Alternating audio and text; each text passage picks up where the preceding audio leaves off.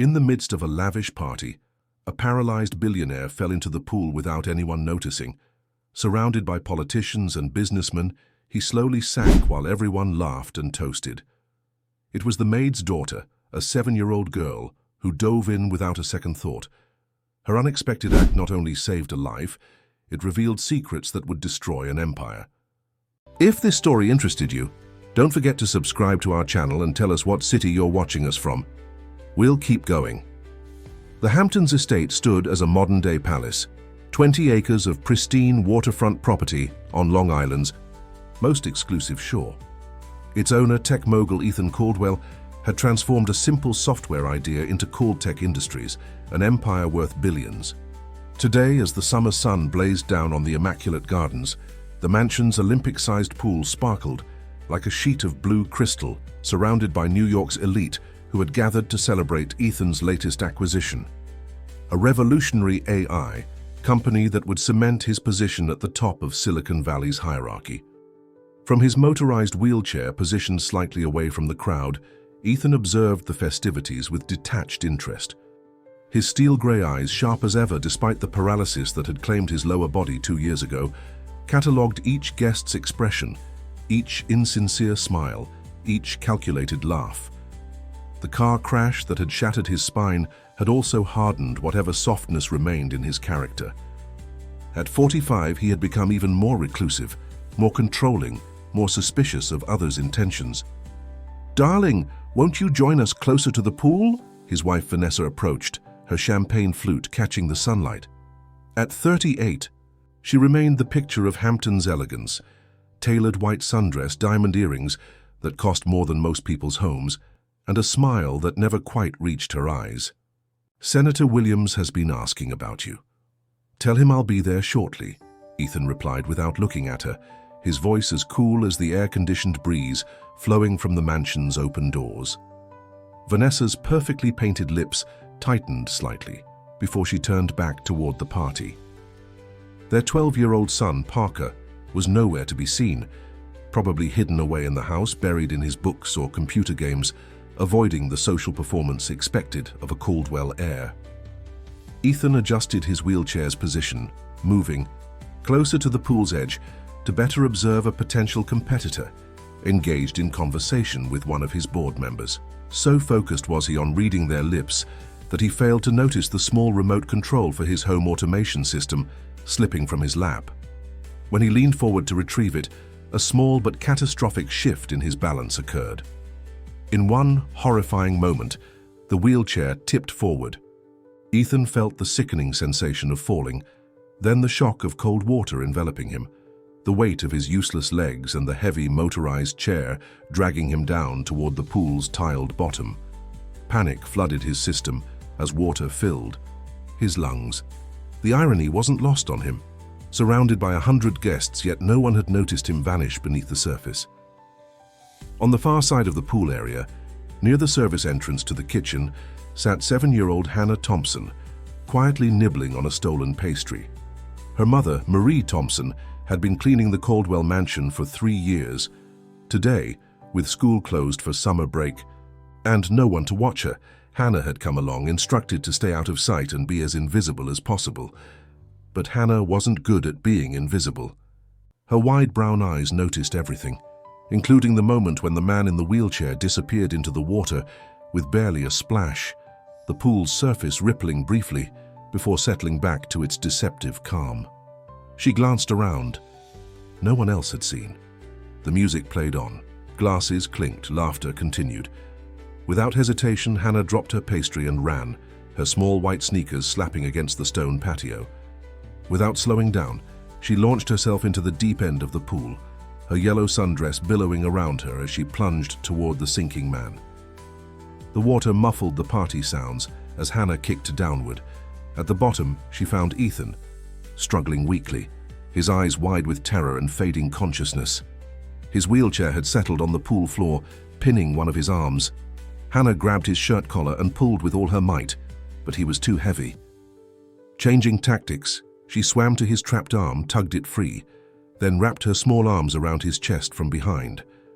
With every ounce of strength in her 7-year-old body, Hannah kicked toward the surface, dragging the much larger man with her. Her lungs burned. Her muscles screamed. But something inside her, something fierce and determined, refused to give up. They broke the surface with Hannah gasping and shouting, "Help! Help us!" Water streamed from her dark braids as she struggled to keep Ethan's face above water. For several seconds, the party continued, oblivious. Then, like a wave of awareness, silence fell across the gathering. All eyes turned to the impossible sight: a tiny girl in a soaked yellow dress, keeping a grown man afloat. "Oh my God, it's Ethan!" Vanessa's scream shattered the stunned silence. Chaos erupted. 2 security guards dove into the pool, relieving Hannah of her burden. The crowd pressed forward, some with phones raised, capturing the dramatic scene.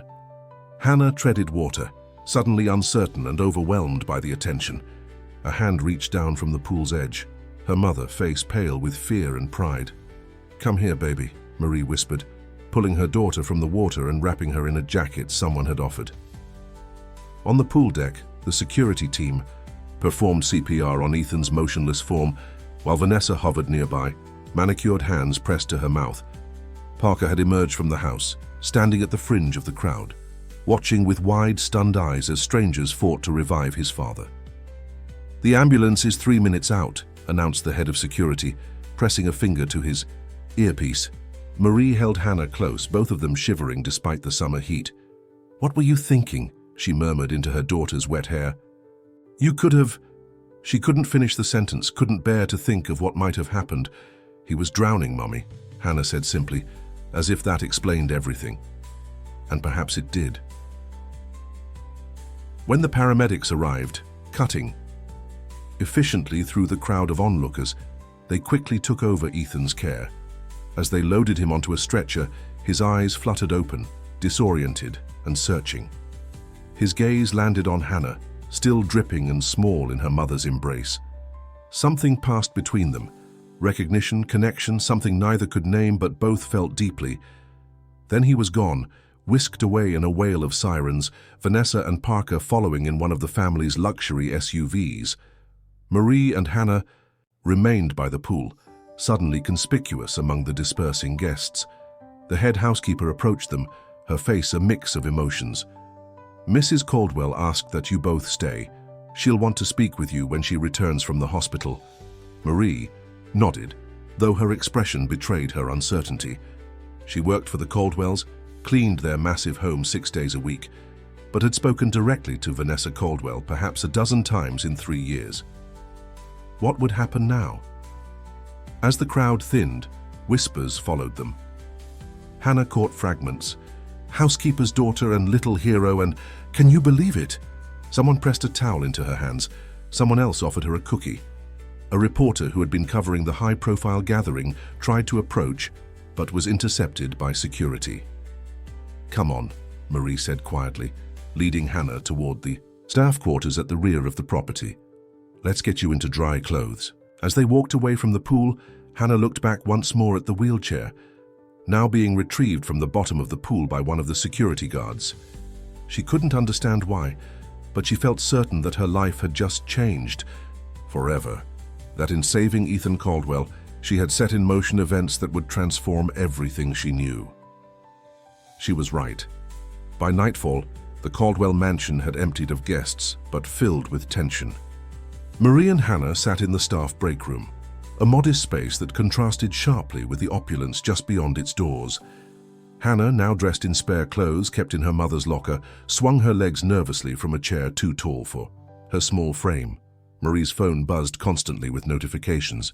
The video of Hannah's rescue had already gone viral. "Mum, is Mr. Caldwell going to be okay?" Hannah asked, her voice small in the quiet room. Marie squeezed her daughter's hand. "I think so, honey, thanks to you." What she didn't say was how terrified she felt about the attention suddenly focused on them. In 3 years of working for the Caldwells, Marie had carefully maintained her invisibility. Single mothers with limited education didn't last long in homes like this if they drew notice. The door opened and Sandra Powell, the family's executive assistant, entered. Her tailored suit showed no wrinkles despite the day's chaos, her expression professional but warmer than usual. "Miss Thompson, Hannah." Sandra nodded to each of them. Mrs. Caldwell has returned from the hospital and would like to see you both in the main study. Marie stood, smoothing her uniform skirt reflexively. How is Mr. Caldwell? Stable, Sandra replied. The doctors are optimistic. She hesitated, then added more softly, your daughter saved his life. They're calling it a miracle. Hannah looked up at the word miracle, her eyes wide. She'd never been called miraculous before. Sandra led them through the mansion's hushed corridors, past priceless artwork and furnishings that Hannah had been taught never to touch. The main study, Ethan's private sanctuary, was a room Marie cleaned, but where she never lingered. Its walls of dark wood paneling and leather-bound books created an atmosphere of old money, despite the cutting-edge technology hidden within its classical design. Vanessa Caldwell stood by the fireplace, her party dress exchanged for silk loungewear, a tumbler of amber liquid in her hand. Parker sat in an armchair in the corner, his attention fixed on a tablet, though his eyes flicked up when they entered, studying Hannah with undisguised curiosity. Marie. Vanessa's voice carried the practiced warmth of someone accustomed to managing household staff. And Hannah, our little hero. Marie felt Hannah press against her side, suddenly shy. Mrs. Caldwell, we're so relieved to hear Mr. Caldwell is stable. If there's anything we can do, there is, actually. Vanessa set down her glass and approached them. Up close, the perfect facade showed cracks, smudged mascara, a slight tremor in her manicured hands. What happened today? The doctors say if Hannah hadn't acted so quickly, Ethan would have... She left the sentence unfinished, glancing at Parker. We owe your daughter everything. Hannah looked up at the elegant woman, confusion clear on her face. In her 7 years, adults had rarely spoken about her as if she mattered. The media is already calling, Vanessa continued, addressing Marie directly. This story, a billionaire saved by a housekeeper's child, it's catnip to them. By morning, they'll be camped outside. Marie's stomach tightened. We don't want any attention, Mrs. Caldwell. Hannah just did what anyone would do. But that's just it. Vanessa's polished veneer cracked further, revealing something raw beneath. No one else did anything. Not me, not our friends, not our security team. A child saw what we all missed. She took a deep breath. Ethan is asking for her. For Hannah? Marie's protective instincts flared. When he regained consciousness, the first thing he said was, the little girl. Vanessa's eyes shifted to Hannah. He wants to thank her personally when he returns home tomorrow. Parker, who had remained silent, suddenly spoke. Dad never thanks anyone. His voice carried the flat effect of pre-adolescence, but his eyes remained fixed on Hannah with something like wonder. Vanessa shot her son a warning look before turning back to Marie. We'd like to propose an arrangement. Hannah has clearly formed some kind of connection with Ethan. His doctors suggest that positive emotional experiences could benefit his recovery. Marie tensed. What kind of arrangement? A position for Hannah as a companion for Ethan, supervised, of course, a few hours after school, perhaps weekends sometimes. She would read to him, keep him company. Children have a way of cutting through defenses. Vanessa glanced at Parker again, something unspoken passing between them. The compensation would be substantial. Marie felt her defenses rise. Hannah isn't for hire, Mrs. Caldwell. She's a child, not staff. Though, of course, I didn't mean... For the first time, Vanessa seemed flustered. Please understand, Marie, Ethan hasn't connected with anyone since the accident. Not me, not Parker, not his oldest friends. Whatever happened in that pool... She gestured vaguely. The doctors believe it might have triggered something important psychologically. Hannah, who had been listening intently, suddenly spoke. Is Mr. Caldwell sad? The directness of her question silenced the room. After a pause, Vanessa answered with surprising honesty. Yes, Hannah. He's been very sad for a long time. Hannah nodded, as if confirming something she'd already sensed. I could read to him. I'm good at reading. Marie looked down at her daughter, startled by her willingness. Hannah, baby, we need to think about this. There would be additional considerations, Vanessa pressed on. A confidentiality agreement, the media attention, and it could be harmful to everyone involved if not managed properly. Ethan values his privacy above all else. Understanding dawned on Marie. This wasn't just about Hannah's connection to Ethan, it was about controlling the narrative. A 7-year-old hero made for better headlines than a billionaire whose entire social circle had failed to notice him, drowning. "We need time to consider," Marie said firmly. Vanessa nodded, retrieving an envelope from the desk. "Of course. This contains our offer, including compensation. Please review it." She hesitated, then added with unexpected sincerity, "Whatever you decide about the arrangement, we owe Hannah an enormous debt. That will never change." As they turned to leave, Parker suddenly stood. "Wait." He approached Hannah, stopping a few feet away. At 12, he towered over her, but there was nothing intimidating in his stance. "Thank you," he said simply, "for saving my dad." Hannah smiled shyly. "You're welcome." In the hallway outside, Sandra waited to escort them back to the staff area. As they walked, Marie's mind raced with implications. The envelope in her hand felt heavy with potential. Money that could transform their lives, pay for Hannah's college someday, perhaps even buy a small house instead of their cramped apartment. But at what cost? "They'll be sending a car for you tomorrow morning," Sandra informed them. "You should both stay home, paid leave, of course, until this media situation stabilizes." Back in their apartment above a hardware store, in Southampton's less glamorous district, Marie sat at their small kitchen table long after Hannah had fallen asleep. The offer letter laid before her spelled out terms that seemed impossible. A salary that dwarfed her current income, health insurance, a college fund for Hannah, even housing assistance. All for Hannah to spend time with a man she'd saved, under a veil of carefully managed publicity. Marie's phone buzzed again with a news alert. The local station had picked up the story. Hampton's billionaire rescued by housekeeper's daughter. There was already speculation about Ethan's condition, about why no one else had noticed his fall, about Hannah's extraordinary courage. In their tiny bedroom, Hannah slept peacefully, unaware of how her impulsive act of bravery had catapulted them into a world they didn't belong in. Marie watched her daughter's chest rise and fall, overwhelmed by pride and fear in equal measure. "What have we gotten ourselves into, baby girl?" she whispered. The next morning, as promised, a sleek black SUV arrived to take them to Southampton Hospital. Marie had explained to Hannah that they were just visiting to check on Mr. Caldwell, that no decisions had been made about the arrangement. Hannah had nodded seriously, clutching a book she'd selected to bring, her favorite story about a brave knight and a dragon who became unlikely friends. At the hospital, they were whisked through a private entrance, away from the small gathering of reporters at the main doors. Sandra met them in a private waiting area, her efficiency in full force.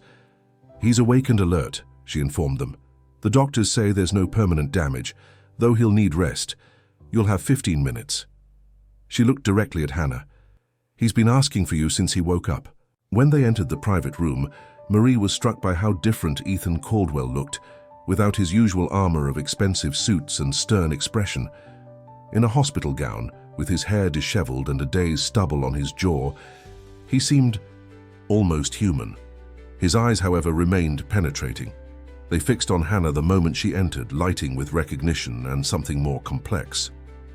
For a man known for his emotional detachment, the naked gratitude in his expression was startling. "My little rescuer," he said, his voice rougher than usual. "Come closer. I want to see you properly." Hannah approached the bed without fear, the book clutched to her chest. "I brought you a story, Mr. Caldwell," she said, "for when you feel better." As Ethan looked from the child to the book she offered, something shifted in the room, a connection forming that would change both their lives in ways none of them could possibly imagine. 3 weeks later, the Caldwell mansion had settled into a new routine. After much deliberation, Marie had accepted a modified version of Vanessa's offer. Hannah would visit Ethan 3 afternoons a week after school, always with Marie nearby. The media frenzy had dimmed to a low simmer, managed by the Caldwells' expert PR team, who had released a carefully crafted statement and a single photograph of Hannah and Ethan together, her beaming, him with the hint of a smile that had surprised even Vanessa. On this particular Wednesday afternoon, Hannah sat in Ethan's sunlit home office, perched on a specially purchased chair that brought her to the perfect height for their shared activities. She was reading aloud from The Secret Garden, her small finger tracing under each word, occasionally stumbling over the more difficult Victorian English. When Mary Lennox was sent to Misselthwaite Manor to live with her uncle, everybody said she was the most disagreeable-looking child ever seen, Hannah pronounced carefully. She looked up at Ethan. What does disagreeable mean? Ethan, seated in his wheelchair by the window, turned from the garden view to consider her. It means unpleasant, someone people don't enjoy being around. Hannah nodded thoughtfully. Like you were before. 3 weeks ago, such directness might have offended him. Now Ethan merely raised an eyebrow. Was I disagreeable? Mom said you never smiled and everyone was scared to talk to you. Hannah shrugged. But I think you were just sad. In the corner of the room, Marie looked up from her tablet, mortified. Hannah, that's not... I never said... But Ethan held up a hand, actually chuckling. It's all right, Marie. Your daughter's honesty is refreshing. He focused back on Hannah. You're right, I was sad and angry. Sometimes I still am. Hannah closed the book, marking their place with a rainbow bookmark. Because you can't walk anymore? Or because people treat you different now? Marie inhaled sharply, but Ethan's expression remained open. In these weeks of Hannah's visits, Marie had witnessed a transformation in the tech mogul. With her daughter, he spoke more freely than he did with anyone else, including his own family. Both, he admitted. And because I lost something I didn't know was important until it was gone. What's that? Hannah leaned forward, genuinely curious. Ethan considered his answer carefully. Control, perhaps. Or the illusion of it. He glanced at Marie, then back to Hannah. Before my accident, I believed I could control everything in my life if I just worked hard enough, planned well enough. Now I know better.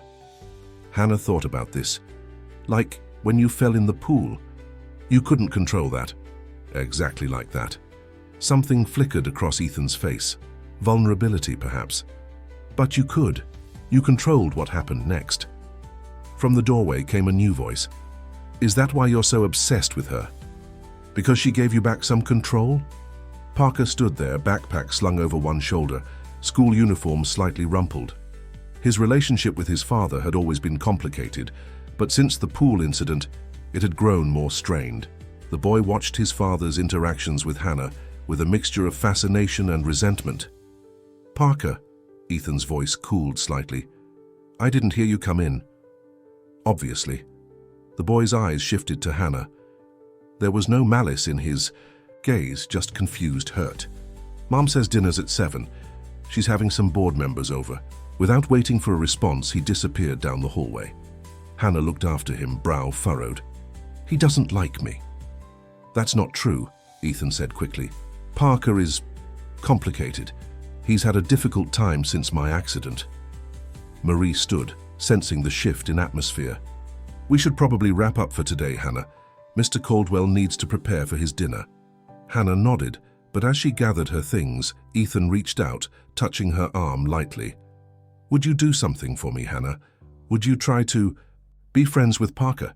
He could use someone who sees people as clearly as you do. Hannah considered this request seriously. I'll try, but he has to try too. Ethan's mouth quirked in what was becoming a more frequent smile. That's fair. As Marie and Hannah prepared to leave through the staff entrance, they encountered Vanessa in the kitchen, discussing menu details with the chef. When she saw them, she excused herself and approached with her usual polished grace. Marie, Hannah, how was today's session? Though she always referred to Hannah's visits as sessions, as if they were therapeutic rather than personal. Very good, Mrs. Caldwell, Marie replied formally. Though the woman signed her paychecks, Marie had never felt comfortable in her presence. There was something calculating behind Vanessa's carefully maintained facade. Wonderful, Vanessa smiled at Hannah. You know, the Horizon Children's Charity Gala is next weekend. The board thought it might be nice to honor Hannah there, Young Hero of the Year, or something similar. It would be excellent publicity. Marie stiffened. I'm not sure that would be appropriate. We agreed Hannah wouldn't be paraded for publicity. Vanessa's smile didn't waver, but her eyes hardened slightly. Of course, I understand your concerns, but this is a prestigious event, Marie. Governor Matthews will be there, celebrities, CEOs. It could open doors for Hannah's future. Before Marie could respond, Hannah spoke up. Will Parker be there? The question seemed to catch Vanessa off guard. Parker? Well, yes, he usually attends family events. Then I'll go, Hannah decided. I promised Mr. Caldwell I'd try to be friends with Parker. Vanessa looked bemused, glancing between Hannah and Marie. Well, that's settled then. Sandra will be in touch about appropriate attire. With a nod, she returned to the chef, already refocused on the evening's dinner preparations. Outside in the late summer sunshine, Marie took Hannah's hand as they walked toward the bus stop that would take them back to their apartment. Since accepting the Caldwell's arrangement, Marie had reduced her cleaning shifts, but insisted on maintaining some normalcy in their lives, including taking public transportation when not officially on duty for Hannah's visits. Hannah, Marie, began carefully. You know you don't have to do everything Mr. Caldwell asks, right? If you don't want to go to that fancy party, or if you don't want to be friends with Parker, that's okay. Hannah kicked at a stone on the sidewalk. I know, but I think Parker is lonely. He doesn't have any friends who come over, and he's always by himself, like I used to be before Lily and Emma started sitting with me at lunch. Marie squeezed her daughter's hand, heart swelling, with pride at her empathy. Since the rescue, Hannah had gained a certain confidence at school. Being known as the girl who saved a billionaire had transformed her social standing. Marie worried about this newfound popularity. What would happen when the story faded from memory?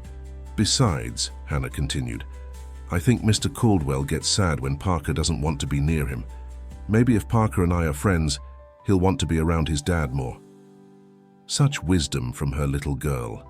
Marie wondered not for the first time what she'd done to deserve such a child. That evening, as Hannah slept, Marie received an unexpected call. The screen displayed Jason Bennett, a name she hadn't seen in months. Jason was a reporter for the Southampton Press who had been investigating the Caldwell empire for years. Before Hannah's heroics, he had occasionally contacted Marie as a potential source. She had always refused to speak with him, fearing for her job. After a moment's hesitation, she answered, This isn't a good time, Jason. It never is, came the easy reply. But I think you'll want to hear what I have to say. His voice lowered. That pool incident? I don't think it was an accident. Marie's blood chilled. What are you talking about? Sources inside Caldtech suggest Ethan has been making enemies. That revolutionary AI acquisition they were celebrating? There are ethical concerns, patent disputes. Some are suggesting the whole drowning incident was a sympathy play, a distraction from questions about their business practices. That's absurd, Marie said, but uncertainty crept into her voice. I was there. I saw Hannah pull him out. I'm not questioning that your daughter saved him, Jason clarified. I'm questioning whether he needed saving at all, or if he engineered the whole thing. Engineered falling into a pool? He's paralyzed, Jason. He nearly died. Did he? Or was that what we were meant to think? There was a rustling of papers on his end. Look, I'm not saying I have all the answers, but the timing is suspicious. Right when the tech blogs were starting to ask tough questions about this acquisition, suddenly Ethan Caldwell is the sympathetic figure in a near tragedy, saved by an adorable 7-year-old. Marie's mind raced. Could it be possible? She remembered Ethan's face in the hospital, the genuine connection he seemed to have formed with Hannah. No, it couldn't have been fake. I have to go, she said firmly. Marie, wait, there's more. That confidentiality agreement you signed, I had a lawyer friend look it over. It's unusually restrictive, even by billionaire standards. Whatever they're hiding, she ended the call, hands shaking slightly. Jason had always been something of a conspiracy theorist when it came to the ultra-wealthy, seeing schemes and plots where there might simply be ordinary human behavior. Still, his words had planted a seed of doubt. The next afternoon, Hannah's visit with Ethan took a surprising turn when Parker unexpectedly joined them in the garden. The boy brought his tablet, sitting silently nearby while Hannah and Ethan discussed her school project on butterflies. But gradually, drawn by Hannah's enthusiastic descriptions of chrysalis formation, Parker edged closer. "Actually," he said, speaking directly to Hannah for the first time, "I did a report on monarch migration last year. I could show you some of the cool videos I found." Hannah's face lit up. "Really, that would be awesome." Something like hope flickered across Ethan's features as he watched the two children bent over the tablet, Parker explaining the remarkable journey monarchs made each year. For a moment, Marie could almost believe they were just a normal family. No billion-dollar empires, no mysterious accidents, no confidentiality agreements. But as Vanessa appeared at the terrace doors, her smile fixed and her eyes calculating. As she observed the scene, Marie remembered Jason's warning. What exactly had she and Hannah been drawn into? And what would it cost them in the end? The Horizon Children's Charity Gala transformed the Southampton Yacht Club into a shimmering wonderland of white lights and blue hydrangeas. Celebrities, politicians, and titans of industry mingled under crystal chandeliers, their collective net worth rivaling the GDP of a small nation. In this rarefied atmosphere, Hannah stood beside Marie, both feeling distinctly out of place, despite their carefully selected attire. Hannah's dress, a pale blue confection with layers of tulle, had been delivered to their apartment that morning, along with a more subdued navy cocktail dress for Marie. A note from Sandra had explained that these were gifts, not loans, but Marie couldn't help feeling that accepting them somehow deepened their obligation to the Caldwells. "Remember," Marie whispered to Hannah as they followed a tuxedoed usher to their assigned table, "you don't have to make any speeches if you don't want to. Mrs. Caldwell said they'd understand if you're too shy." Hannah nodded, wide eyes taking in the glittering scene. "I'm not scared," she said, though she gripped her mother's hand tightly. "I just don't understand why everyone wants to make such a big deal about it. I just did what anyone would do." But that was precisely it. No one else had done what Hannah did. That reality had haunted Marie ever since Jason's disturbing phone call. If Ethan's fall had been staged, why had no one else been positioned to save him? Why leave it to chance that a 7-year-old would react with such extraordinary courage? They reached their table, positioned prominently near the stage. To Marie's surprise, they weren't seated with the Caldwells, who occupied the central table with various dignitaries. Instead, their table companions included the head of pediatrics from Southampton Hospital, 2 board members from the children's charity, and, Marie's heart sank slightly, Jason Bennett, press badge prominently displayed on his tuxedo lapel. "Ms. Thompson." Jason stood, pulling out a chair for her with a smile that held just a hint of triumph. "What a pleasure to see you again." "Mr. Bennett," Marie kept her voice neutral as she helped Hannah into her seat. "I didn't realize you covered charity events." "I cover interesting stories wherever they happen," he replied smoothly, his gaze shifting to Hannah. "And you, Miss Thompson, are definitely an interesting story." "I'm Jason. I write for the newspaper." Hannah smiled politely. "Nice to meet you. Are you going to write about tonight?" "Among other things." His eyes returned to Marie meaningfully. "I like to make sure I get the whole story, not just the parts some people want told." Marie was saved from responding by the arrival of the Caldwells at their own table. Ethan, in a perfectly tailored tuxedo that disguised the wheelchair as much as possible, entered first. Vanessa followed, resplendent in a designer gown, her diamonds catching the light. Parker trailed behind them, looking uncomfortable in his formal wear but marginally less sullen than usual. When the boy spotted Hannah, something shifted in his expression. He whispered something to his mother, who frowned slightly before nodding. A moment later, Parker approached their table. "Hi, Hannah." He shifted awkwardly from foot to foot. "Do you want to come see the boats? They have the yacht club doors open to the docks, and you can see all the big boats lit up." Hannah looked to Marie, who hesitated only briefly before nodding. "Stay where I can see you from the windows," she cautioned. As the children moved away, Jason leaned closer to Marie. Interesting development. The Caldwell heir and the housekeeper's daughter becoming friends. They're just kids, Marie said firmly. Nothing is just anything in that family. Jason sipped his champagne. Did you know that Ethan Caldwell was on the verge of losing control of his company before the accident? Marie stilled. What do you mean? Board pressure. Questions about his leadership since the car crash. Rumors of erratic behavior. Decisions that didn't make sense. Jason's voice was low, meant only for her. Then suddenly, he has this miraculous survival story. Public sympathy surges. The board backs off. That doesn't mean... And now this. Jason nodded toward the stage, where Vanessa was conferring with the event organizer, using your daughter as the cute face of their family's redemption story. Classic misdirection. Marie's retort died on her lips as Ethan's wheelchair suddenly appeared beside their table. She hadn't noticed him approach. Mr. Bennett. Ethan's voice was cold. I wasn't aware you were on the guest list. Jason smiled thinly. Last-minute press credential. Your wife's PR team approved it. Something dangerous flashed in Ethan's eyes, but his expression remained controlled. Marie, would you mind if I borrowed you for a moment? There's something I'd like to discuss regarding Hannah's upcoming schedule. Grateful for the escape, Marie excused herself.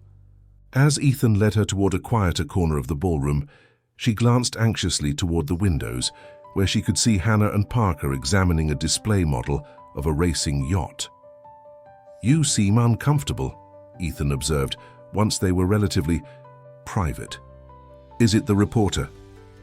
Marie hesitated. Her position was precarious. Ethan was both her employer and the man whose life her daughter had saved. The power dynamic couldn't be more unbalanced. Jason Bennett has been persistent. He has theories about your company.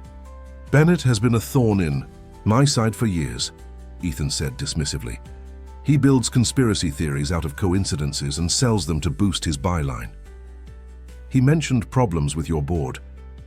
Before the accident, Ethan's face tightened almost imperceptibly. Did he? And what else did Mr. Bennett share during your conversations? The implications stung. They weren't conversations. He calls sometimes. I never tell him anything. But you listen. There was no accusation in Ethan's tone, just a weary understanding. It's all right, Marie. In your position, I'd probably listen too. Before she could respond, a commotion near the entrance caught their attention. A man in an expensive but rumpled suit was arguing with security. Even from a distance, Marie could see he'd had too much to drink. That's Jonathan Wells, Ethan said, a new tension in his voice. My former business partner. Former. We had a disagreement about ethical boundaries in AI development. Ethan's gaze remained fixed on the disturbance. He left Coldtech 6 months ago. Not amicably. Security seemed to be winning the argument, guiding Wells toward the exit, but not before he spotted Ethan across the room. There he is, Wells shouted, voice carrying over the elegant murmur of the gala. The great humanitarian. Ask him about Project Oracle. Ask him what they're really building.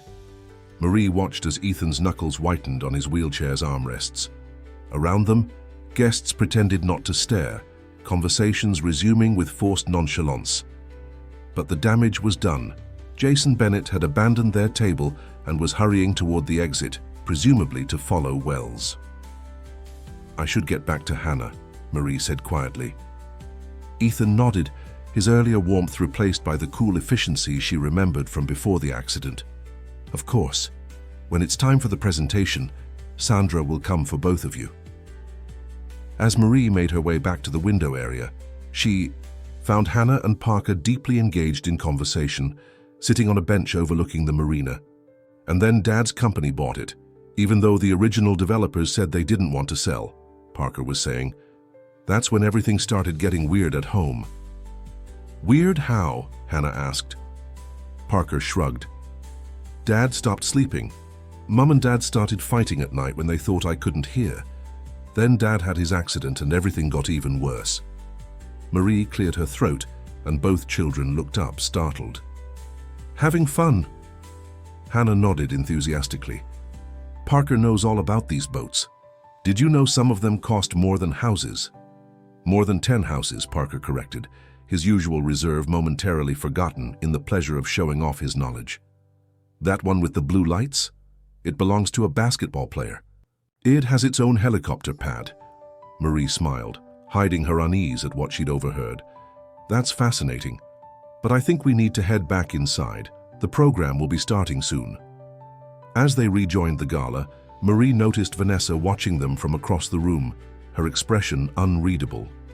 When their eyes met, Vanessa offered a practiced smile and a small wave, but there was something calculating in her gaze that made Marie's skin prickle. The evening proceeded with predictable elegance. Speeches about the charity's work, a video, presentation featuring photogenic children, an auction of luxury experiences. Finally, the moment arrived for Hannah's recognition. A spotlight found them at their table, and Sandra appeared to escort them to the stage. "You'll do great," Marie whispered, straightening Hannah's dress. "Just smile and say thank you." On stage, Vanessa took the microphone, her voice warm with practiced emotion. "Tonight, we honor extraordinary courage. 3 weeks ago, my husband Ethan experienced a terrifying accident at our home. Were it not for the quick thinking and bravery of a very special little girl, he might not be with us tonight."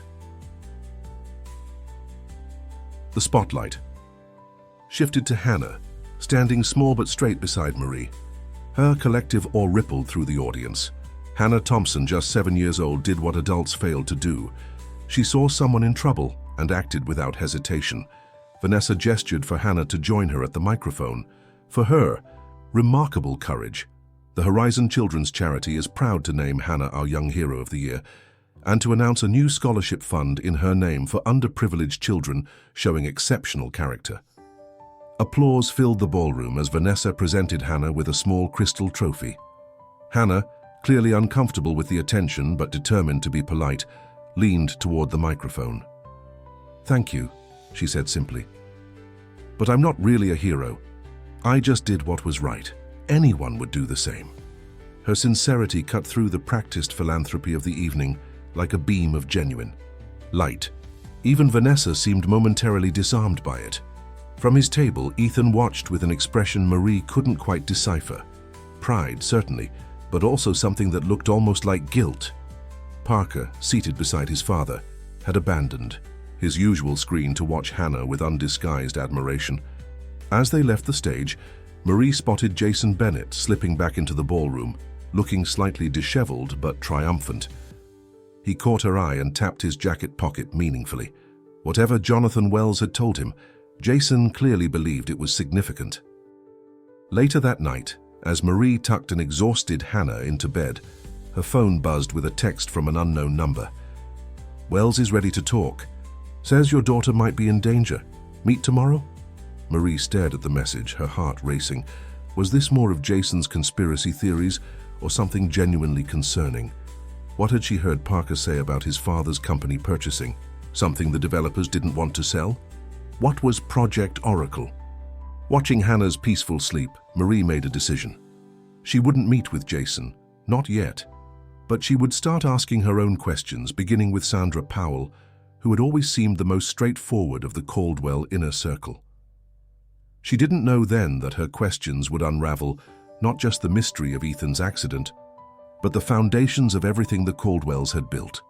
The Monday following the gala, Marie arrived at the Caldwell mansion earlier than usual, hoping to catch Sandra before the day's meetings began. She found the executive assistant in her impeccable office adjacent to Ethan's study, already reviewing the day's schedule despite the early hour. "Marie," Sandra looked up, surprised. "Hannah's session isn't until 3. Is everything all right?" Marie closed the door behind her. "I need to ask you something, and I need you to be honest with me." Sandra's professional demeanor wavered slightly. She'd always been cordial to Marie, more so than most of the Caldwell staff. "This sounds serious. It's about Project Oracle and about what happened to Ethan at the pool."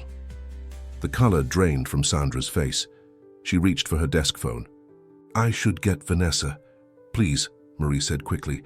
"I'm not here to make trouble, But Hannah is involved now, and if there's something I should know, something that might affect her safety. Sandra's hand paused over the phone. After a moment of internal debate, she sighed and gestured for Marie to take a seat. What exactly do you think you know? Almost nothing, Marie admitted. Just rumors. Jonathan Wells made some accusations at the gala. The reporter, Jason Bennett, has been hinting that Ethan's accident might not have been an accident. And you believed them? Sandra's voice was carefully neutral. I don't know what to believe. That's why I'm asking you. Sandra studied Marie for a long moment before reaching a decision. She pressed a button on her desk, and the subtle hum of white noise filled the room. Electronic privacy screen, she explained. Ethan had it installed. After the corporate espionage incident last year, Marie waited, heart pounding. Project Oracle was an artificial intelligence initiative, Sandra began. Beyond cutting edge, not just predictive algorithms, but something approaching genuine cognition. Ethan acquired the core technology 6 months ago from a startup called Nexus Dynamics. Parker mentioned something about his father buying technology. The developers didn't want to sell. Sandra nodded grimly. The Nexus team was brilliant but idealistic. They believed AI of that caliber should be developed under strict ethical guidelines with public oversight. Ethan disagreed. He forced them to sell? Coldtech found leverage. One of the founders had visa issues. Another had a brother with expensive medical problems. They made offers that couldn't be refused.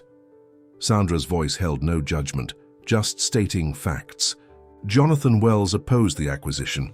He and Ethan had been friends since college, built Coldtech together. The Oracle dispute was the breaking point. Marie tried to process this information. But what does this have to do with Ethan's accident? Sandra's professional mask slipped further, revealing genuine distress. 2 weeks before Ethan fell into the pool, he received a threat. Anonymous, untraceable. It said, "If Oracle goes online, you won't see the consequences coming." A chill ran through Marie. And you think whoever sent that threat pushed him into the pool? No one pushed him. Sandra's certainty was absolute. I've reviewed the security footage myself, frame by frame. Ethan's chair tipped when he leaned forward. It was an accident. Then, because the timing was suspicious, Sandra admitted, and because Ethan's behavior changed afterward. The board was pressuring him to step down before the accident. Concerns about his judgment, his increasing isolation since the car crash. After Hannah saved him, everything shifted. Public sympathy, a heroic narrative, and Ethan himself seemed different. Different how? More human, Sandra said simply. The Ethan I've worked for all these years has been brilliant but cold, calculating. Since that day in the pool, since Hannah, she shook her head slightly. It's like she reached something in him everyone else thought was gone. Marie considered. So the accident was real, but Ethan used it to his advantage. Vanessa did, Sandra corrected. The PR campaign, the charity gala, positioning Ethan as the sympathetic figure, that was all Vanessa. She's always been the strategist in their marriage. And Hannah, is she just part of the strategy too? Something softened in Sandra's expression. That's the one thing I'm certain isn't calculated. Whatever connection formed between Ethan and your daughter, it's genuine. I've known that man. For 15 years, Marie. He can't fake the way he is with her. A knock at the door interrupted them. Sandra quickly disabled the privacy screen as Vanessa entered, without waiting for a response. Sandra, we need to...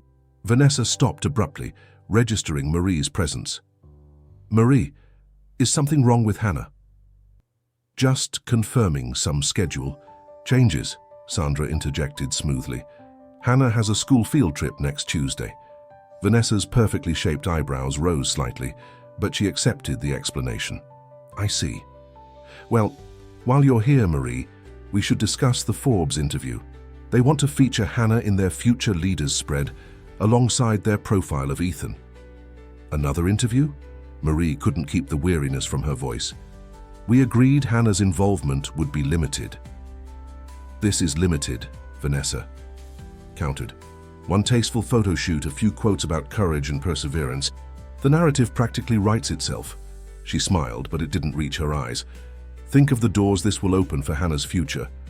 Before Marie could respond, the mansion's security system activated with a harsh electronic tone.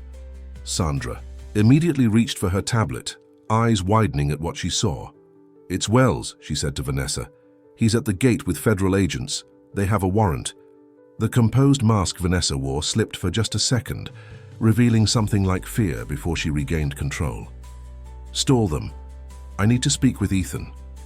She strode from the room without another word. Sandra was already on the phone, presumably executing Vanessa's orders. Marie stood, uncertain what to do when her own phone buzzed. A text from Jason. "Feds raiding Coldtech HQ right now. Wells turned whistleblower. Get Hannah and get out." Marie's blood ran cold. "I have to go," she said to Sandra, who barely acknowledged her as she dealt with the unfolding crisis. In the main hallway, Marie nearly collided with Parker, who was supposed to be at school. The boy looked frightened. "They're saying Dad's in trouble," he blurted. "Mom's yelling at him in the study." "Parker, where's Hannah?" Marie asked urgently. "In the garden with Melissa," he said, referring to one of the housekeepers. "They're looking at butterflies." Marie headed for the garden doors, but Parker caught her arm. "Is my dad bad?" he asked, his voice small. "Wells was on the news this morning. He said Dad stole Oracle and was going to use it for something terrible." Yeah. Naked fear in the boy's eyes made Marie pause. Whatever was happening, Parker was an innocent caught in the middle, just like Hannah. "I don't know, Parker, but I do know your dad loves you very much." "He doesn't act like it," Parker said bitterly. Not until Hannah. He talks to her, he listens to her, he never listens to me." Marie made a split-second decision. "Come with me. Let's find Hannah together." They found Hannah and Melissa by the butterfly garden, blissfully unaware of the chaos unfolding. Marie explained they needed to leave immediately, making up a story about a dentist appointment. As they headed for the side gate that would allow them to exit without passing the main entrance, where the federal agents were presumably arriving, Marie's phone rang, Ethan's private number. She hesitated, then answered. "Mr. Caldwell." "Marie." His voice was tight. "I assume you're aware of what's happening." "Only pieces. Hannah and I are leaving now." There was a pause. "Parker is missing from his room. Is he with you?" Marie glanced at the boy walking beside Hannah. "Yes, he found me inside." Another pause, longer this time. "Good, that's good. Keep them both with you. There are going to be unpleasant scenes here, things they shouldn't witness." "Mr. Caldwell, what's happening? Is Hannah in any danger?" "No." His response was immediate and firm. "Whatever else happens today, I promise you that. But Marie, take them to your apartment. Stay there until you hear from me or Sandra." "Are you in trouble?"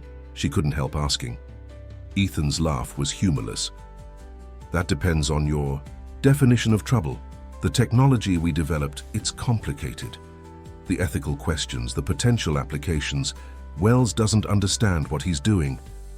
In the background, Marie could hear Vanessa's voice, sharp with urgency. "Ethan's..." Next words came quickly. "I have to go, just keep them safe, and Marie, thank you. For everything." The line went dead. Marie stared at her phone, a sense of foreboding washing over her. Whatever was happening at the Caldwell mansion was beyond her understanding, but one thing was clear, she needed to protect Hannah. And now, it seemed Parker as well.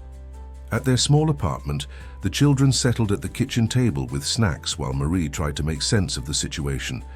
News alerts kept buzzing on her phone. Federal agents raid Coldtech headquarters. AI ethics violation allegations hit tech giant. Whistleblower claims Coldtech's Oracle project violated national security protocols. "Mom." Hannah appeared beside her, eyes wide with concern. "Is Mr. Caldwell going to be okay?" Marie put her phone down, forcing a reassuring smile. "I'm sure everything will work out, sweetie." "Parker's scared," Hannah whispered. "He thinks his dad is going to jail." Marie glanced at the boy, who was pretending to be absorbed in a game on his tablet, though his rigid posture betrayed his anxiety. "Why don't you two watch a movie?" Marie suggested, needing time to think. "You can show Parker your favorite butterfly documentary." Once the children were settled in front of the TV, Marie stepped onto the small balcony and called Jason. "I can't talk long," the reporter answered. "Immediately. It's chaos downtown. Wells brought receipts, Marie. Internal memos, test results, everything. Oracle isn't just an AI. It's an autonomous surveillance system beyond anything the public has seen." "What does that mean, exactly?" "It means Coldtech built a system that can predict human behavior with frightening accuracy, then sold early versions to clients with questionable intentions. Authoritarian governments, private military contractors." Jason's voice dropped lower. "The feds are treating it as a national security issue." Marie thought of Ethan with Hannah, his gentleness, his genuine interest in her butterfly projects, his quiet pride in her reading progress. Could the same man have created something so potentially dangerous? "What happens now?" she asked. "Hard to say. Coldtech stock is in freefall. There will be investigations, probably indictments. Ethan Caldwell's empire won't survive this intact." Jason paused. "How's the kid?" "Hannah's fine," Marie said automatically. "I meant the Caldwell boy. Word is he's missing from the estate." Marie's grip tightened on her phone. "He's safe. That's all that matters." "Marie, listen." Jason's tone grew urgent. "Whatever happens, with Coldtech you need to be careful. The Caldwells will be looking for someone to blame and—" A commotion in the background cut him off. "I have to go. Press conference starting. Be careful, Marie. This is bigger than you know." Inside, Marie found the children huddled together on the couch, the documentary forgotten as breaking news flashed across the screen. Marie lunged for the remote, but not before they saw Ethan's image alongside headlines about the federal investigation. "Dad's in trouble," Parker said, his voice hollow. "Just like before." "Before?"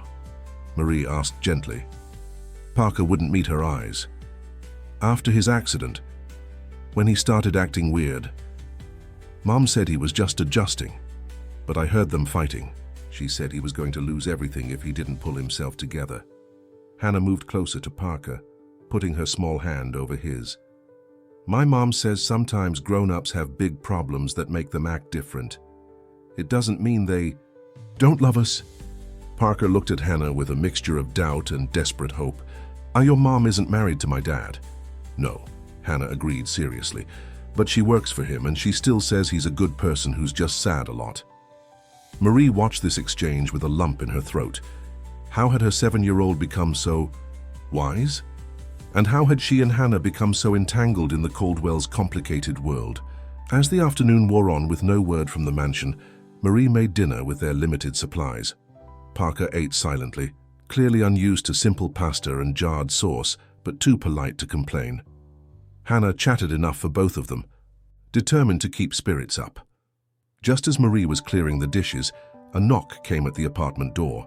Marie froze, then motioned for the children to go to Hannah's room.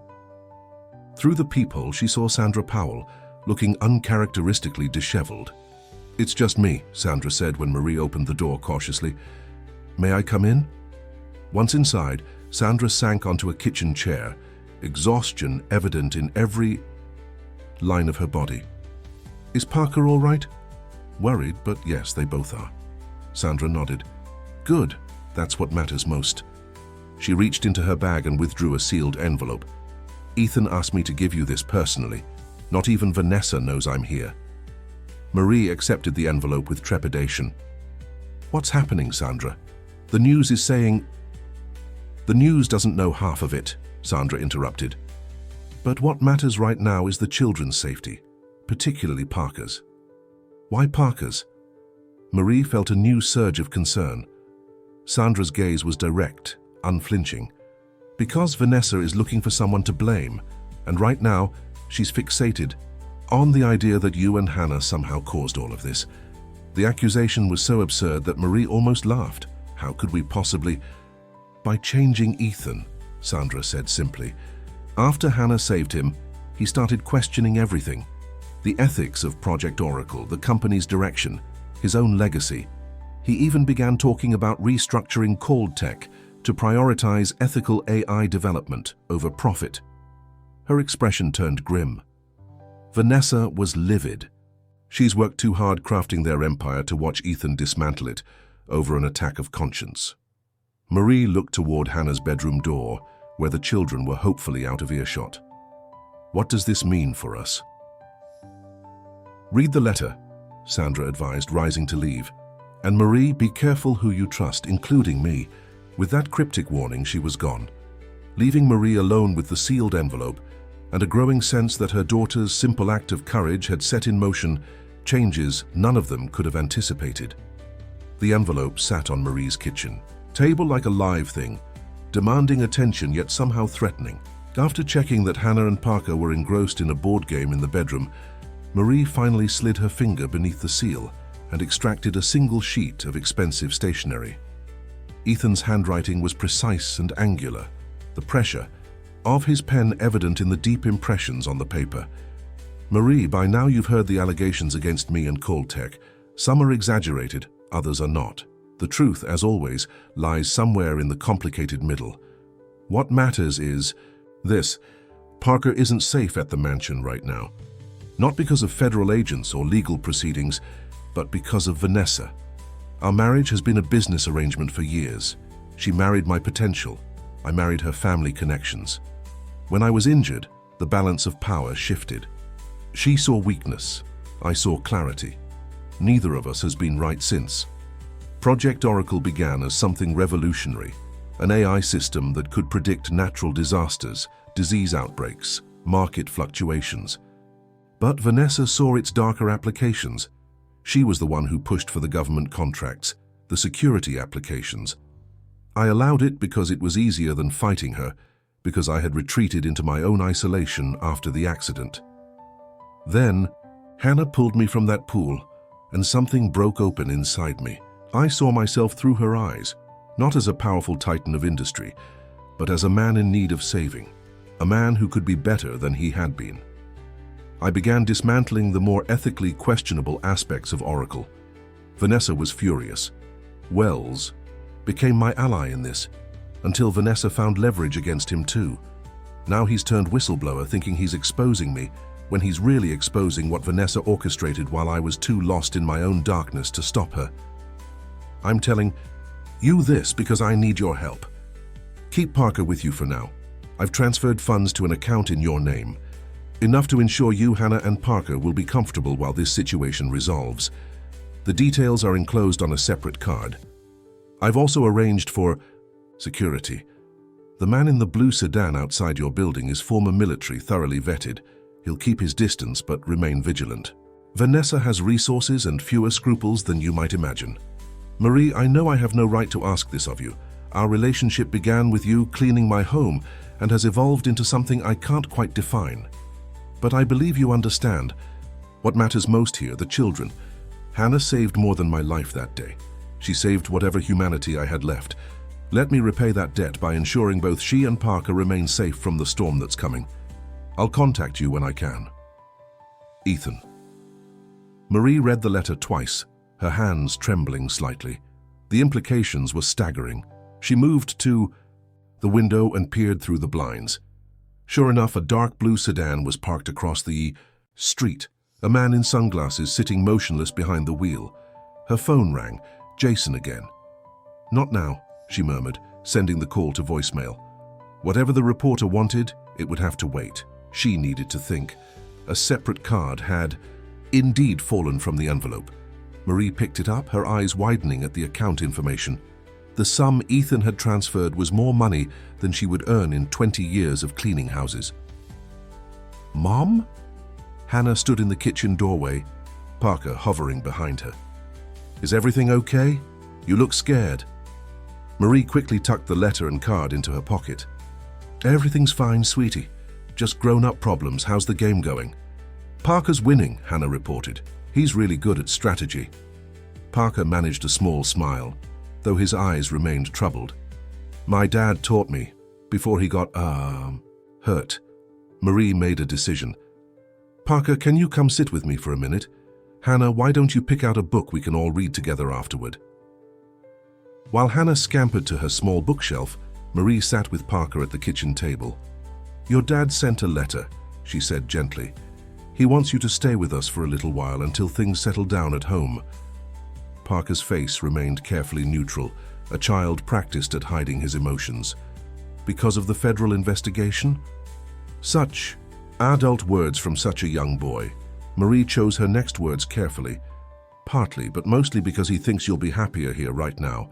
Less stress, less media attention. Did he say anything else? Parker asked, a hint of yearning breaking through his composure. Marie thought of Ethan's words about his marriage, about Vanessa's role in the Oracle project. None of that was appropriate to share with a 12-year-old boy. He said he's working to fix the problems at Caltech, and that he cares about you very much. Parker looked down at his hands. He has a funny way of showing it. Sometimes, Marie said softly, parents don't know how to show love the right way, especially when they're dealing with their own problems. Like being paralyzed, Parker murmured. That would be hard for anyone, Marie agreed, but it doesn't mean the love isn't there. Parker was quiet for a long moment. When I was little, Dad used to take me sailing, just the two of us. He'd let me steer sometimes even though I was too small to really control the boat. A ghost of a smile touched his lips. After his accident, I thought we'd never do anything like that again. I thought he didn't want to do things with me anymore because it reminded him of what he couldn't do. Marie's heart ached for the boy. That might be exactly what happened, Parker. Sometimes when people are hurting, they push away the people they love most. But he didn't push Hannah away, Parker said, a hint of the old resentment creeping. Becca, that's different, Marie explained. Hannah came into his life after the accident. There's no before and after with her. Just now. Understanding dawned slowly on Parker's face. So it's not that he loves her more than me. Of course not, Marie assured him. You're his son. That bond is forever. Hannah returned, arms laden with books. I couldn't decide, so I brought options. Parker glanced at the pile, then selected one from the middle, a worn copy of The Wind in the Willows. My dad used to read this to me, he said quietly, before. That night, after both children were asleep, Hannah in her bed, Parker on the pull-out sofa, Marie finally listened to Jason's voicemail. Marie, things are moving fast. The Feds seized Oracle's core servers. Wells is singing like a canary, but he's throwing Vanessa under the bus, not Ethan. Says she was the one pushing the surveillance applications, making deals with foreign entities. I'm working on a piece that tells the whole story, but I need to talk to you. There are rumors about the real reason Ethan's accident 2 years ago. Call me. Marie deleted the message. Whatever Jason's theories, they would have to wait. Her priority now was keeping Hannah and Parker safe, while the Caldwell empire imploded. The next morning brought a flurry of news alerts. Caltech stock had plummeted further. The board had called an emergency meeting. Vanessa Caldwell had released a statement distancing herself from Project Oracle, claiming she had minimal involvement in day-to-day operations and had been focused on philanthropic initiatives. Marie made pancakes, trying to maintain a sense of normalcy for the children. She called Hannah's school to explain her absence, then contacted Parker's private academy using the email address Ethan had included in his letter. The school administrator seemed unsurprised, informing Marie that Mr. Caldwell has already made arrangements for Parker's temporary homeschooling. Of course he had. Ethan's efficiency apparently extended even to crisis management. After breakfast, while the children were setting up Parker's laptop for his online classes, a text message arrived from Sandra. V looking for P claimed you kidnapped him. E intervened. Stay alert. Marie's blood ran cold. Kidnapping? The accusation was absurd, but given the Caldwell's resources and connections, potentially devastating. Another text followed quickly. E moved to secure location. Legal team handling everything. We'll update when possible. Marie sent Hannah and Parker to work on their respective schoolwork, then paced the small apartment, feeling trapped. The blue sedan remained outside, its driver occasionally scanning the street but otherwise motionless. Protection or surveillance? Ethan had promised the former, but after everything that had happened, could she truly trust his word? Her phone rang, a Southampton number she didn't recognize. "Hello," she answered cautiously. "Ms. Thompson, this is Principal Watkins from Southampton Elementary. I'm calling because we've received some concerning inquiries about Hannah." Marie's grip tightened on the phone. "What kind of inquiries?" "A woman claiming to be Hannah's godmother called requesting information about her attendance and asking if anyone had picked her up from school. When our secretary explained we couldn't release that information, she became quite insistent, said it was a family emergency." "Hannah doesn't have a godmother," Marie said, her voice steady despite her rising alarm. "That's what seemed odd. We have you listed as the only authorized contact." The principal paused. "Given your connection to the current situation with the Caldwell family, I wanted to check in directly. News traveled fast in Southampton. Hannah is home with me today, she's fine. But thank you for calling, and please don't release any information about her to anyone." "Of course not," Principal Watkins assured her. "We take student privacy very seriously." After ending the call, Marie checked the windows again. The blue sedan was still there, but now a black SUV with tinted windows had parked further down the street. Her instincts screamed danger. She texted Sandra. "Someone pretending to be Hannah's godmother contacted her school. Black SUV watching. The apartment now." The response came immediately. "Get out, safe house ready, 1460 Harborview Lane. Code for gate 7729. Go now." Marie moved with calm efficiency born of necessity. "Hannah, Parker, we need to leave, field trip. Pack only what you absolutely need." To their credit, both children responded to the urgency in her voice without question. Within 10 minutes, they had essential clothes and belongings in backpacks. Marie grabbed Ethan's letter, her identification, and Hannah's favorite stuffed animal, a plush butterfly Ethan had given her after learning about her fascination with them. The apartment had only one exit, but the building had a service stairwell that led to a back alley. Marie had never used it, but she'd noted it when they moved in, a single mother's instinct for escape routes. "We're going on an adventure," she told the children as they descended the narrow stairs, "like in the books we read. But we have to be very quiet and follow directions exactly." Hannah nodded solemnly, holding Parker's hand. The boy looked frightened but resolute, squeezing Hannah's fingers as if drawing strength from her certainty. In the alley, Marie hesitated. They couldn't take her car, it would be too obvious. Public transportation seemed too exposed. She was contemplating their limited options when a weathered pickup truck turned into the alley, stopping a few yards away. The window rolled down, revealing Sandra Powell, her usual polished appearance replaced by jeans and a plain t-shirt, her hair pulled back in a simple ponytail. "Get in," she called softly. "Quickly." Marie hesitated only a moment before ushering the children into the truck's back seat. As she climbed into the passenger side, she gave Sandra a questioning look. "My brother's truck," Sandra explained, already pulling away. "Less conspicuous than anything connected to the Caldwells. I've been watching the apartment since dawn." "What's happening, Sandra?"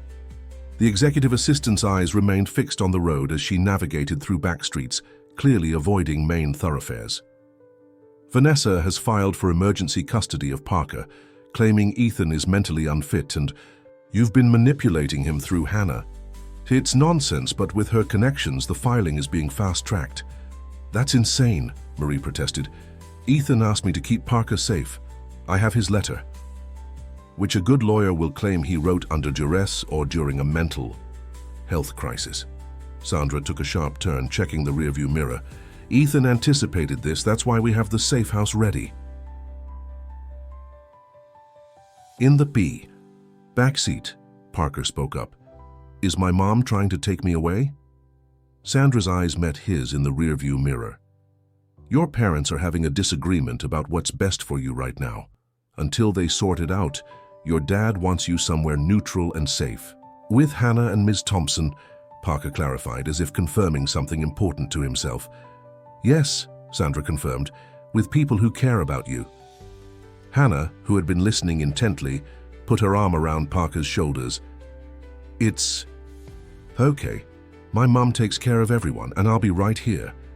As they drove toward the eastern edge of Southampton, away from the exclusive coastal estates and toward the more modest waterfront properties near the working harbour, Marie struggled to make sense of the rapid deterioration of the situation. Just weeks ago, her biggest concern had been making rent while saving for Hannah's future. Now they were fleeing to a safe house, caught in the implosion of a billionaire's empire and marriage. Almost there, Sandra announced as they turned onto Harbour View Lane, a quiet street of small but well-maintained cottages overlooking the commercial docks. She stopped before a pale blue house set back from the road, partially hidden by mature oak trees. Their keypad secured the gate in a privacy fence. As they approached the house, Marie noticed small security cameras positioned discreetly around the property. The safe house might look modest, but its security was clearly sophisticated. Inside, the cottage was simply furnished but comfortable. Coastal decor, open floor plan, 3 bedrooms visible down a short hallway. It smelled of fresh paint and new textiles, as if it had been recently prepared. This belongs to Ethan personally, Sandra explained. Not Coldtech, not the family trust. Vanessa doesn't know about it. He bought it after the accident when he was considering different futures. Different how? Marie asked. Sandra's expression softened. Simpler, away from the empire he'd built. I think the accident made him question everything, but he didn't have the courage to act on those questions until Hannah pulled him from that pool. She glanced at her watch. I need to get back before my absence is noticed. There's food in the kitchen, secure tablets for the children's schoolwork, and a burner phone in the drawer by the sink. I'll be the only one who contacts that number. As Sandra prepared to leave, Parker suddenly spoke up. Is my dad okay? For the first time, uncertainty flickered across Sandra's composed features. Your dad is very strong, Parker, and very smart. He's working to fix things so you can all be safe. It wasn't quite an answer, and Parker was perceptive enough to notice, but he nodded, accepting what she could offer. When Sandra was gone, Marie locked the door and drew the blinds. Hannah. And Parker explored the cottage with cautious curiosity, while Marie tried to process their new reality. She found herself standing before a window that faced the harbour, watching fishing boats return with the day's catch, their ordinary routines continuing while her world had been turned upside down. On the refrigerator, held by a simple magnet, she found another note in Ethan's distinctive handwriting. If you're reading this, things have escalated as I feared. I'm sorry to have drawn you into this chaos, but grateful you're here to protect what matters most. There are truths about Oracle I haven't shared with anyone. Truths that could change everything. Stay here until you hear from me or Sandra directly. Trust no one else. E. Marie removed the note, folding it carefully and placing it with his letter in her pocket. Whatever truths Ethan was hiding, whatever game Vanessa was playing, one thing was clear. Hannah and Parker had become central pieces on a dangerous chessboard, and Marie was their only protection. From the living room came the sound of children's laughter, Hannah teaching Parker a clapping game she'd learned at school. The normalcy of it amid such extraordinary circumstances brought tears to Marie's eyes. We'll be okay, she whispered to herself, a promise she intended to keep at any cost. We'll all be okay. But as night fell over the harbour, bringing with it a thick fog that obscured the lights of the distant boats, Marie couldn't shake the feeling that they were merely in the eye of the storm, and that the worst was yet to come. 3 days passed in the harbour cottage, a strange bubble of calm amid the chaos unfolding in the outside world. Marie maintained as much normalcy as possible. Meals at regular times, schoolwork in the mornings, games and reading in the afternoons. Both children adapted with remarkable resilience, though Parker checked the news obsessively on his tablet when he thought Marie wasn't looking. The headlines grew more dramatic by the day. Coldtech board votes to suspend Ethan Caldwell. Oracle project faces. Congressional inquiry. Vanessa Caldwell claims husband mentally unstable since accident. Most concerning was the most recent. Search continues for missing Caldwell heir, housekeeper questioned. The article featured Marie's employee ID, photo from Caltech, alongside speculation about her role in Parker's disappearance. Jason Bennett was quoted extensively, describing Marie as a key figure in understanding the human drama behind Caltech's fall. She felt betrayed, though she knew it was naive to have expected journalistic restraint from a reporter chasing the biggest story of his career. Sandra called daily on the burner phone, providing updates in her efficient, measured way. Ethan had voluntarily submitted to psychiatric evaluation to counter Vanessa's claims of mental instability. The legal battle was intensifying, with Vanessa's team painting a picture of a manipulative housekeeper who had used her daughter to gain influence over a vulnerable man. It's absurd, Sandra assured Marie. But Vanessa has powerful friends and a very effective PR team. She's fighting for control of Caltech now, positioning herself as the victim who was kept in the dark about Oracle's more questionable applications. And Ethan? What's he fighting for? Marie asked. A pause. Redemption, I think. And Parker. On the fourth morning, Marie woke before dawn to the sound of the burner phone vibrating. Sandra's voice was tense, urgent. Turn on the news. Channel 8. Now. Marie fumbled for the remote, keeping the volume low to avoid waking the children. The screen filled with a press conference outside Caltech headquarters. Ethan sat in his wheelchair at a table lined with microphones, looking exhausted, but composed. Beside him sat Jonathan Wells, the former partner who had started the whistleblowing. The Chiron read, "Breaking Caldwell and Wells reveal Oracle truth." Must take full responsibility, Ethan was saying, his voice steady. While it's true that certain applications of Oracle were developed without my direct involvement, I remained CEO. The ethical failures are ultimately mine.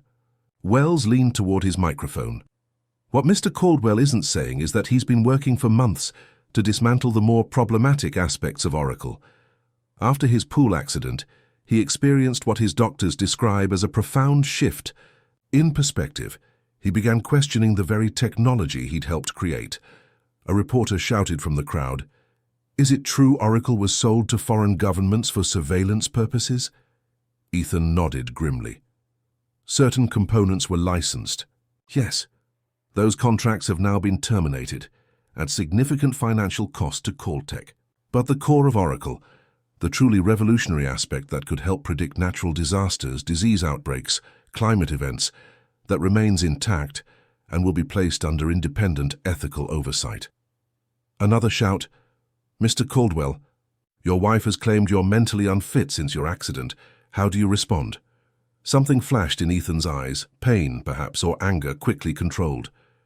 "The accident changed me, yes. Nearly drowning a second time and being saved by a child's courage changed me further. If questioning the ethics of my life's work makes me unfit in some eyes, so be it. But multiple psychiatric evaluations have confirmed my mental competence." Wells spoke again, his tone measured.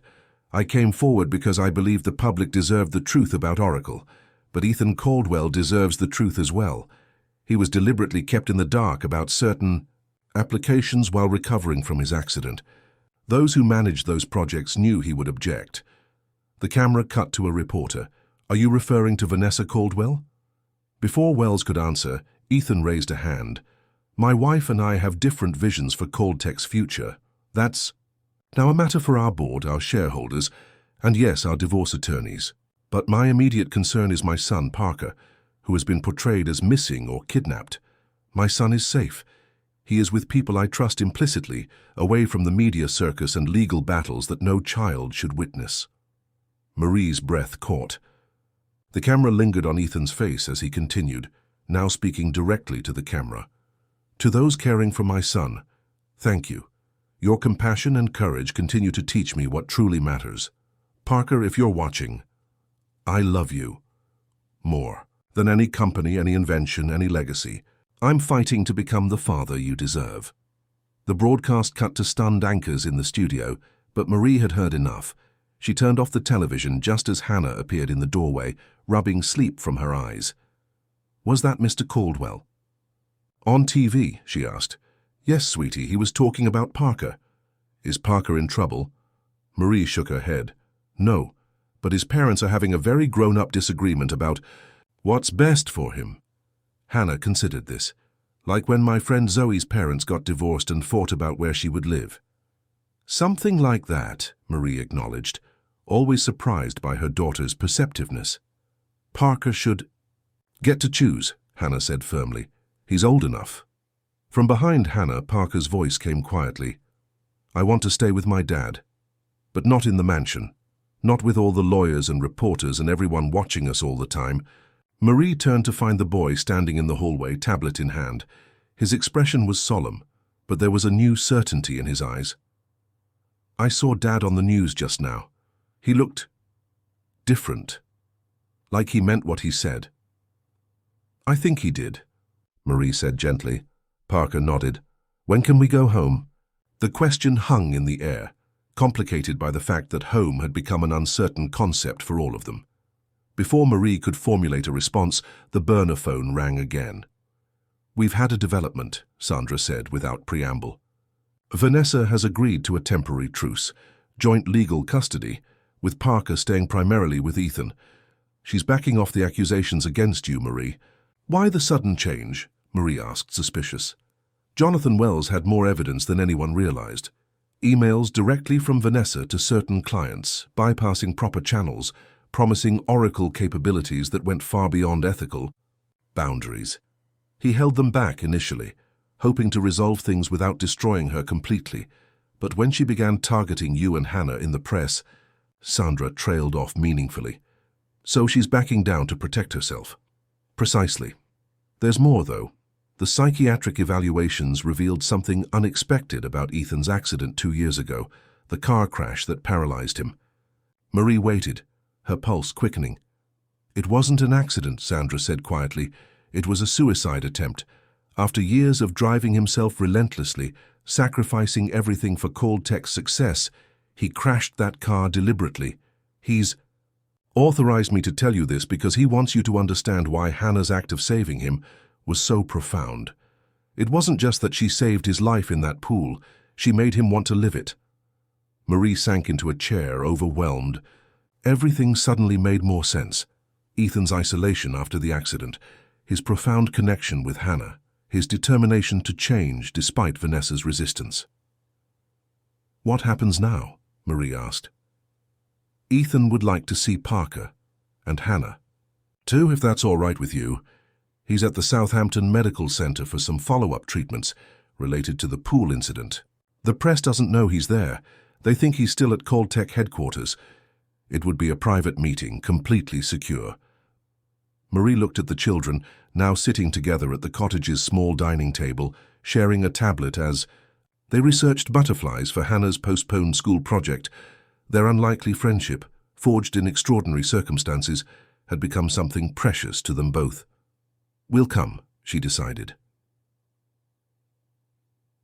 2 hours later, they were escorted through a service entrance at Southampton Medical Center and up to a private wing. Sandra led them to a sunlit room where Ethan sat by the window, not in his usual high-tech wheelchair, but in a simpler hospital model. He looked thinner, tired, but his eyes brightened immediately when they entered. Parker, he breathed, opening his arms. The boy hesitated only a moment before crossing the room and allowing his father to embrace him. Dad, are you okay? Really okay? I'm getting there, Ethan said honestly. With help. He looked over Parker's shoulder at Hannah, who hung back shyly beside Marie. Hello, my little rescuer. Hannah smiled. Hi, Mr. Caldwell, we've been staying in your blue house. It has a nice view of the boats. I'm glad you like it. Ethan's gaze shifted to Marie, filled with gratitude and something more complicated. Thank you. For everything. Sandra discreetly stepped out, leaving the four of them alone. For the next hour, they talked, really talked, about everything that had happened. Ethan explained to Parker, in age-appropriate terms, about the problems with Oracle, about his changing relationship with Vanessa, about his hopes for rebuilding their father-son relationship on more authentic ground. It won't be easy, he told Parker honestly. There will be legal proceedings, media attention, a lot of changes at Caltech, but none of that is as important as you. I see that now. Parker, sitting close to his father, asked the question that clearly weighed most heavily on him. Where will we live? Mom doesn't want me to be with you full time. She told me so before everything happened. Ethan sighed. Your mother loves you, Parker, in her way. We're working on an arrangement that will give you stability while allowing you time with both of us. But I was hoping, he glanced at Marie, I was hoping we might start with the Harbour Cottage. It's peaceful there, away from everything. We could heal. Marie understood what he was really asking, not just for a place to stay with Parker, but for her and Hannah to remain part of their lives. The realization was both frightening and exhilarating. The cottage is nice, Hannah piped up, oblivious to the undercurrents, but it only has 3 bedrooms. Where would everybody sleep? The innocent question broke the tension, bringing smiles to all their faces. We'll figure it out, Marie assured her, one step at a time. Later, as the children explored the hospital's small garden under Sandra's watchful eye, Ethan and Marie finally had a moment alone. I should have told you everything. From the beginning, he said quietly. About the accident, about Vanessa, about Oracle. I thought I was protecting you and Hannah, but really I was afraid. Afraid you'd see me differently if you knew the truth. And how should I see you? Marie asked, genuinely curious. Ethan considered the question carefully. As a flawed man, trying to be better, as someone who built something remarkable and then had to face its darker potential, as a father who failed his son but is fighting to make amends. He paused, his gaze direct and vulnerable. As someone who was drowning long before he fell into that pool, and who was saved not just by a child's bravery, but by her capacity to see the person worth saving. Marie felt tears prick her eyes. Hannah has always seen people that way. It's her gift. She gets it from you, Ethan said softly. The way you treated Parker these past days, protecting him alongside your own daughter, that came from the same place. Through the window, they could see Hannah showing Parker how to make a daisy chain, their heads bent together in concentration. The sight filled Marie with a strange certainty that whatever came next, these children would be all right. The media circus won't die down anytime soon, Ethan warned. Even with Vanessa backing off her accusations, there will be stories about us, speculation, gossip. They'll try to make it tawdry, the billionaire and the housekeeper. Marie smiled slightly. Let them talk. We know the truth. And what is the truth, Marie? Ethan asked, a vulnerability in his voice she'd never heard before. She thought carefully before answering. That a little girl jumped into a pool without hesitation, and everything changed. That 2 children who might never have met became friends who need each other. That second chances sometimes come in unexpected forms. She met his gaze steadily. The rest, we'll figure out together, one day at a time. Ethan reached for her hand, and after a moment's hesitation, she let him take it. His grip was warm, solid, no longer the remote titan of industry, but simply a man finding his way back to what mattered. Outside, Hannah had crowned Parker with her completed daisy chain, making him laugh in a way Marie suspected was rare for him. New beginnings, indeed. 6 months later, the Harbour Cottage had become home. The scandal had faded from headlines, replaced by new dramas and crises. Caltech had survived, restructured under joint leadership, with an ethics board that included Jonathan Wells. Oracle, stripped of its surveillance capabilities, was being developed as Ethan had originally envisioned, a tool for predicting natural disasters and disease outbreaks. Vanessa had settled in Manhattan, focused on rebuilding her social standing. She saw Parker every other weekend, in carefully orchestrated outings that both mother and son seemed to prefer to longer visits. The rest of the time, Parker lived at the cottage with Ethan, who had converted the ground floor to accommodate his wheelchair. Marie and Hannah occupied the small guest house at the back of the property, close enough to share meals and daily life, but with boundaries that allowed their unusual family arrangement to develop at its own pace. Hannah had returned to school, now accompanied by a discreet security detail that Ethan insisted on maintaining, even as the media interest waned. Her friendship with Parker had deepened into something like siblinghood. They squabbled over board games, collaborated on science projects, and fiercely defended each other when needed. As for Marie and Ethan, they were taking things slowly. And the billionaire and the housekeeper, such different worlds, such different experiences. But the bond formed through extraordinary circumstances had proven resilient, growing into something neither could have anticipated. On this particular evening, as autumn painted the harbor in golds and reds, they sat on the cottage's porch, watching Hannah and Parker skip stones across the calm water. "She still doesn't understand what she did," Marie said, following Ethan's gaze to Hannah. "To her, jumping into that pool was the most natural thing in the world." "That's what makes it remarkable," Ethan replied. "She acted without calculation, without weighing consequences or benefits. The opposite of how I've lived most of my life." He turned to Marie. "I'm still learning how to do that." Marie smiled. "You're getting better at it." From the shore came Hannah's triumphant shout as her stone skipped 5 times before sinking. Parker immediately tried to match her feat, their competitive spirits fully engaged. "I received another offer for my story today," Ethan mentioned casually. "Book deal, possible film rights. The publicist called it an inspiring tale of redemption and unlikely heroes." "And what did you tell them?" Marie asked, though she already knew the answer. "The same thing I tell everyone. The real story isn't for sale."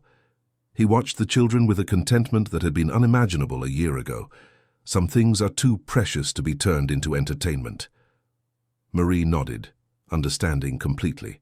What had happened that day at the Caldwell mansion, a child's instinctive bravery, a man's second chance, the ripples that had transformed all their lives, wasn't a story for public consumption. It was theirs, to be honored through how they lived each day that followed. As the sun set over the harbor, painting the sky in breathtaking hues of orange and pink, Hannah ran up the path toward them, Parker close behind. "Mom, Ethan, we saw a butterfly, a monarch. Parker says they're migrating south for winter. Can we follow them in the boat tomorrow, please?" Ethan laughed, a sound that had become wonderfully common. "Not all the way to Mexico, but we could take the boat out and see how many we spot." Hannah beamed, then turned to Parker. "See? I told you he'd say yes." "You were right," Parker admitted, still slightly breathless from running. The change in him over these months had been remarkable, the quiet, sullen boy giving way to a more confident, open child. "You usually are." As the children raced back to the shore for one last stone-skipping competition before dinner, Marie felt Ethan's hand find hers, their fingers intertwining naturally. They'd built something here, not an empire of technology and wealth, but something far more valuable. A family formed by choice rather than obligation, by courage rather than convention. "I never thought I'd say this," Ethan murmured, "but falling into that pool was the best thing that ever happened to me." Marie squeezed his hand. "It's not how we fall that defines us," she said softly. "It's who's there to help us back up." As darkness settled over the harbor, lights came on in the cottage window.